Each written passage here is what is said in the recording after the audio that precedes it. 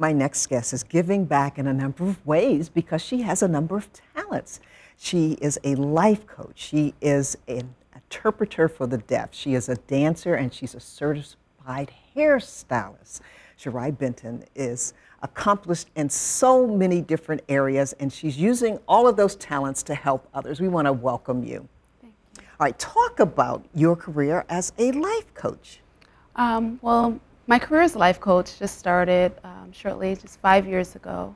And I first stepped into that through an agency that needed me to interpret for some deaf and hard of hearing individuals. And along with that, they asked me to be a life coach. So just taking these individuals who have had challenging pasts and just helping them see that they can have a brighter future. There is a gap that I help bridge with the deaf and hard of hearing. They don't have as many resources. So because I was able to give them that life skills aspect as well as being an interpreter, I was able to fill that void. I'm currently also teaching life skills, New Haven Academy High School, through my cosmetology course. You know, cosmetology is a business with people, and what better way to also slide in that life skills along with that with our youth. There is a big gap with our young adults, and you know, it's the simple things that are needed. So. And it seems to be a career that attracts so many young men and young women. Absolutely. And they need life skills, period, yes. But particularly in this career. Absolutely. You know, I like to branch off of the cosmetology in whatever area I can. You know, before you can be that stylist and sit there and, you know, build someone up from the inside out, you kind of have to have that within yourself first of all. So I like to instill, you know, and edify and educate and uplift our youth before they even step foot in front of someone else, you know, so that they can exude that confidence out of themselves first. Absolutely. And then talk about your work with helping those who are going through chemo and other illnesses by helping them to make wigs. Yes, that's another, you know, missing piece that I find in the cosmetology field. You know, these people are going through all these treatments, and the first thing that they do is lose their hair. And, you know, and as a woman, that's you lose your confidence. Absolutely. You lose your self-worth even. Yes, yes, ma'am. And, you know, they go to the store and they purchase these units, and it looks nothing like what they would look on a normal basis with their natural hair. So whether they buy these units from a store, I will customize it. Or if they are a little more particular, I will hand make these wigs. And, you know, it's not about the money, but it's about building, you know, a little bit of self-worth back into what they may have lost going through these treatments. I love making wigs, you know, just seeing someone smile again and feel like themselves just a little bit is it's just edifying for me. I really love making wigs.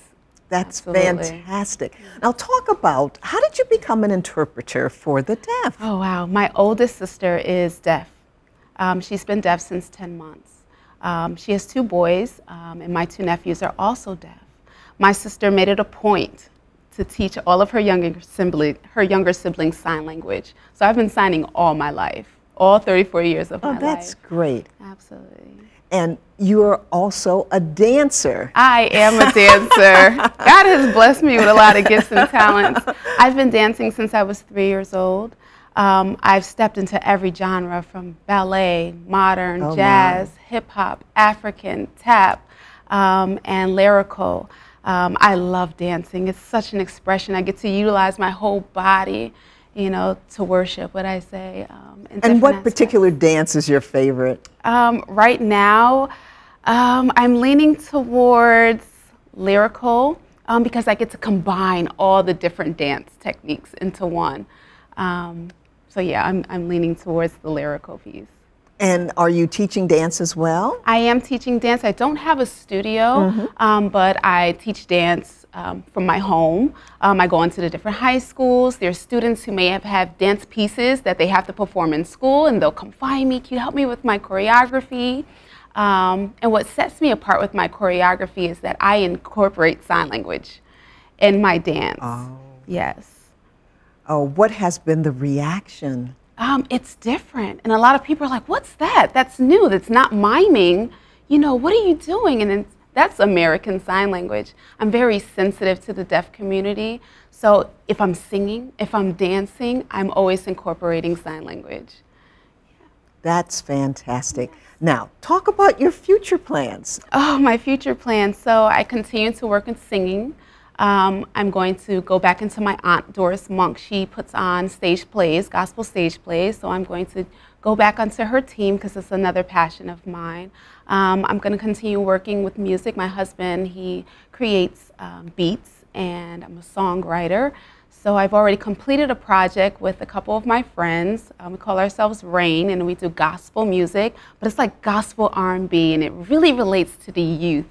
So I'm just going to continue working with that. I'm going to continue dancing. A lot of churches and different venues reach out and ask if I can perform. And of course, the answer is always yes. Well, such a multitude of talents, but more importantly, such a giving spirit, giving back all that's given to you and then some. So we want to thank you so much for coming. Oh, thank you very much for having me. Alrighty, and you stay with us here on Our Lives. We'll be right back.